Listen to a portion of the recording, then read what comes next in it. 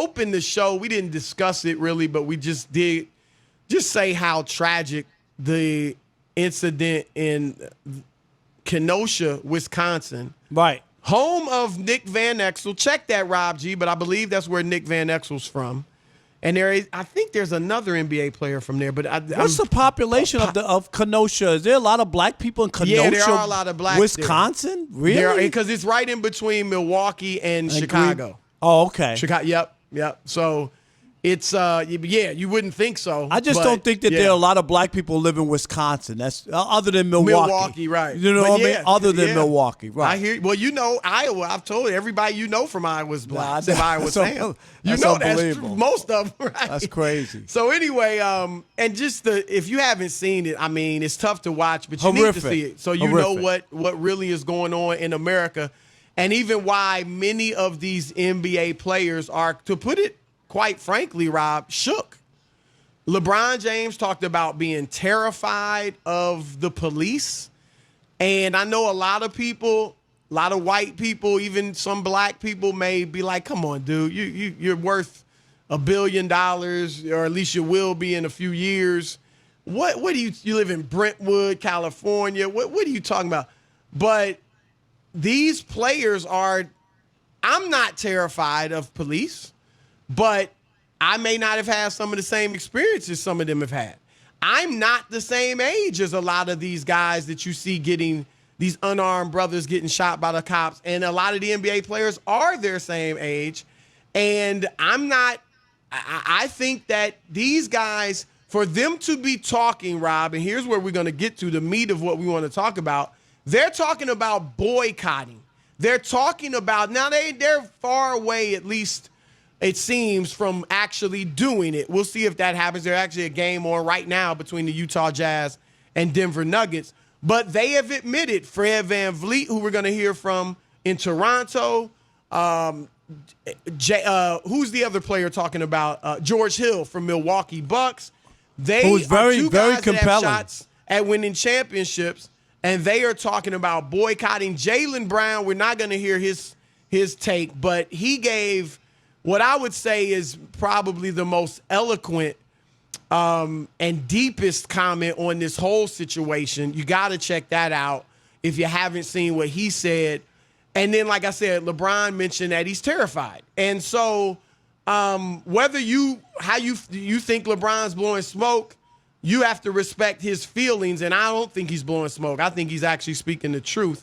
But let's hear from first George Hill, and then we'll go into Fred VanVleet about what these NBA players are actually thinking. I mean, we can't do anything. First of all, we shouldn't even came to this damn place, to be honest. I think coming here just took all the focal points off of what the issues are. But we're here, so it is what it is. That's George Hill. And here's Fred VanVleet.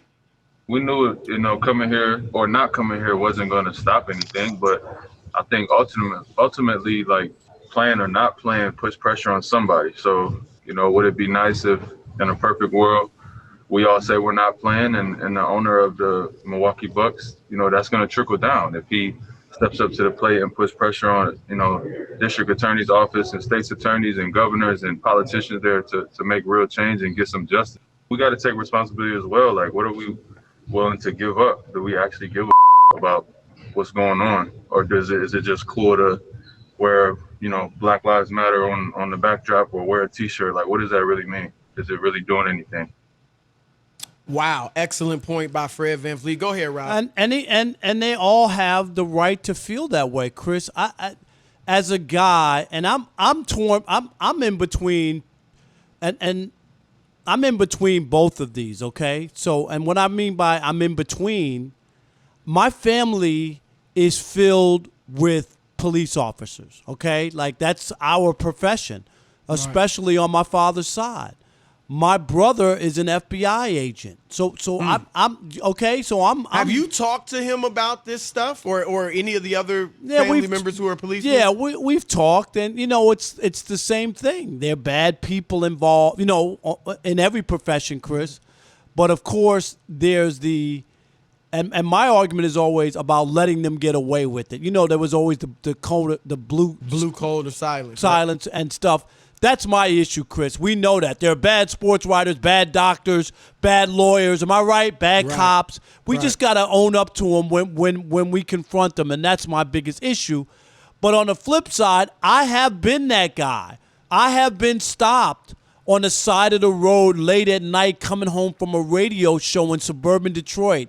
Because me and my wife, when I was married, lived at the best address, zip code, Chris, in suburban Detroit, in Bloomfield Hills, right? The best. Yep. That's the best address. That's where we lived. And I used to get stopped often. Where are you going? Where are you coming from? You know, at that hour of the night. How often did they stop you? At one point, I got stopped 7 times in three months, which is... You might not get stopped. And I never got a ticket, Chris. Never got a ticket because I didn't do anything wrong. It's just a fishing expedition, right? Yep. To see if maybe my license is suspended. Maybe I got a warrant for my arrest. Do you know what I mean? Yep. That's all it is. Yep. Because I didn't commit any crime worthy of writing a ticket. I was just stopped and asked, where was I coming from at that hour? And I would say work. So I know it. I've driven in Detroit with younger guys. You were talking about the age of the NBA players, younger guys who, Chris, they were in my car with me, right? We drive across the border from Detroit to Oakland County, the suburbs, and you know what the guys do? Immediately, they take their hats off. Or if they're driving and I'm in the car with them, immediately they take their hats off, and I go, why did you do that? They say, we'll get stopped. The police will stop us because I'm wearing a baseball cap. And I just found that stuff to be, because I'm an older guy. I was like, I wear baseball caps all the time. He said, no, younger guys driving cars in the suburbs with a baseball cap, there's a good chance I'm going to get pulled over and messed with. That's what they would tell me. So anyway, long story short, these feelings by these younger guys, Chris, they're all real. They're all real. And they drive nice cars. Yep. They get pulled over. Where are you going? Where are you coming from? Whose car is this? Do you know what I'm saying? Many have been through this. The American society knows that many black people, particularly black men, are impoverished and don't have great jobs. Let's keep it real. Now, that's systemic racism we're talking about. There's a reason many of us don't have great jobs. So when they see one in a nice car, what do they assume? It ain't theirs. Right. So like you said it. You see these NBA players, all of them have nice cars. Right. So they assume there's a problem. I'm glad you shared your story because I think a lot of people that haven't had those experiences and really don't have negative experiences for the most part with policemen don't understand. You just an average regular guy that they know is a good guy, and you get 7 times in 3 months. That's ridiculous. That's unheard. You might not get stopped 7 times in your life, Chris. Right, not for nothing. Not unless you did something. And no tickets. I almost went to a lawyer in Detroit, seriously, because it was absolutely ridiculous, and it was a black man driving late on his way home to the best address in suburban Detroit. That's really what it is. That's why driving while black. That's why I got stopped. That's you hear the term white privilege, and it is real. I benefit in some ways. I've certainly experienced a lot of racism, but I've also benefited from what I'll call light privilege. Yep. Because when I drive by, I'm sure people don't know if they don't think I'm black. And I have never been stopped by the police by myself. I've never been stopped by the police for no reason. I've gotten my share of tickets, but for no reason. Right. But I have been stopped 3 times overall by the police for no reason, and each time there were black men in the car who were more, darker skinned, who were obviously Where you guys black. going? What's going on here? Right. One time was with an NBA player. We're in Beverly Hills, and in his nice, SUV, and the cop just pulled us over for no reason. Didn't get, like you said, didn't get a ticket. Because you didn't do anything. About, right. The lights, the LED lights on the bottom of the car, something like that, but never didn't give them a ticket or anything. Like you said, because they didn't do anything. And this is real. This is real. And it's got to stop, man. It's just ridiculous. And that's why I applaud these players. I'm not going to tell them they should or shouldn't boycott because it's their call. That's not your place. Right. That's not our place, to be honest. And if they decide to play it out, I'm fine with it. I'm enjoying the games. It benefits us, obviously. But if they decide to boycott, I will support them full force because I like that. Fred VanVleet said it perfectly. Because some people might say, well, what's that going to do? Here's what it'll do. It's going to cost the owners of the NBA teams money. And these owners are among the wealthiest people in the country. They have connections. Fred VanVleet mentioned the attorney general. They can talk to politicians. Perfect example. What did I say, Chris, before? When Meek Mill, let me make this one. When Meek Mill was in prison, Jay-Z and other black people were trying to get him out for months. Robert Kraft, the owner of the Patriots, got involved. Meek Mill was out in 2 weeks, if that, a week or two. That's the difference. So if these owners, Black Lives Matter on the court, Black Lives Matter T-shirts, kneeling, that's fine. It's symbolic, though. These owners can make concrete differences. They can talk to power brokers, politicians, say, this has got to stop. This has got to stop. And maybe if they feel it a little bit in their wallet, then they will decide to do that. They should do it out of humanity, their common humanity with African-American people. But at the very least, they know these African-American players. And they know what they're like as people, good people. They should stand up for the community that these African-American players come from and do everything they can to put a stop to it. And I think that's what they could be pushed to do if the players boycott. And the owners have a reach that, and that's what you're talking about. It's a reach, Chris. They can get through to the people who can make changes. All right, we want to hear from everybody on this, on the idea of a boycott. 877-99 on Fox. 877-996-6369. Should the NBA players be willing to boycott, the playoffs in the name of justice? And what are your thoughts? Just give us your thoughts. And you know how we are with the odd couple. If you think it's crazy for them to boycott, you don't think it would accomplish anything, you're tired of all the social justice messages, whatever, say it. Well, let's get started with Jamel in New York. You're on the Odd Couple Fox Sports Radio. What you got? What's up, Chris? What's up, Rob, man? This is a real disappointing topic to keep having over and over and over again. A guy gets shot 7 times in the back. I think that the NBA should boycott. And I think they should start a trend. I think they should really start talking to their NFL friends, and they need to start talking to their NBA friends. Hockey, maybe not so much, but the NBA, basketball, and NFL needs to make a statement here in America, man, because it's ridiculous. I got pulled over 4 or 5 times by the police just for coming off of a certain black, turning off of a black. So it just needs to stop. It's really ridiculous.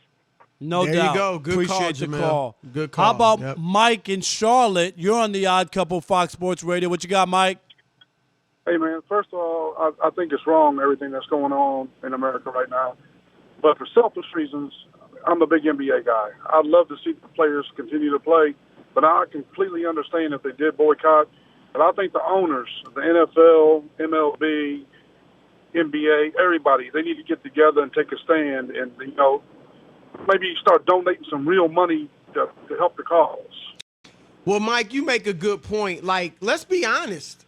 The players want to play, and if the owners of the teams, Rob, and leagues would do what, like use their reach, as you called it. That's what it is. Without the players having to boycott, like they could do it right now. All these owners could do it right now without your players boycotting. They could pick up the phone. They're letting them wear Black Lives Matter, Black National Anthem, and that's nice. But again, it's symbolic. It's not going to get anything accomplished. But they can pick up the phone and reach the governor and the people in the Senate and congressmen. They'll take their call. Yep. If Jerry Jones calls the governor of Texas and says, "Dude, this is ridiculous. Yep. We need to change some of these laws, and what do we need to do to get this thing rolling?" That's absolutely right. That's absolutely right. And the thing is, will they do it without pressure? Right. And that's what a boycott would be, pressure. And Chris, it always comes down, what do we always talk about? It's about money. Yep. How did Daniel Snyder wouldn't move off of changing the name as long as he owned the team for 20 years? Yep. All of a sudden, overnight, when they threatened to pull his money, the sponsorship money, what happened? Mountains got moved overnight. Yep. It can happen. Absolutely. Don't tell me it can't happen.